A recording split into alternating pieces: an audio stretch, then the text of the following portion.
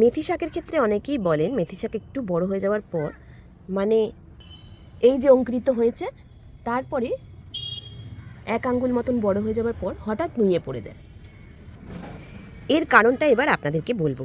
এর কারণ হলো টবের মধ্যে জল বসে যাওয়া। মেথি শাকের খুব বেশি জলের প্রয়োজন হয় না, অতিরিক্ত জল অনেক সময় টবের মধ্যে হয়ে যায়, মাটিটা স্যাঁতস্যাঁতে হয়ে যায়, তখন কিন্তু এই সমস্যাটা হয়।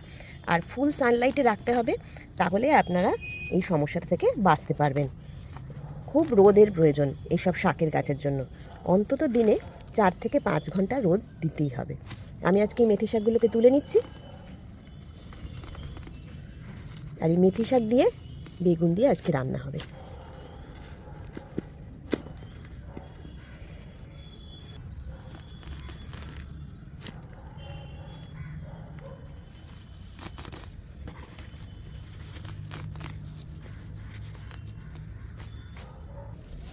কতটা মেথি শাক হয়েছে দেখতে পাচ্ছেন। চলুন এবার বেগুনটা তুলে নিই। ডিসেম্বরে একটু ঠান্ডা পড়তে না পড়তেই বেগুন গাছগুলোতে সুন্দর বেগুন ধরছে। এখন এই বেগুনটা তুলে নেব। এই দেখুন কত বড় হয়েছে।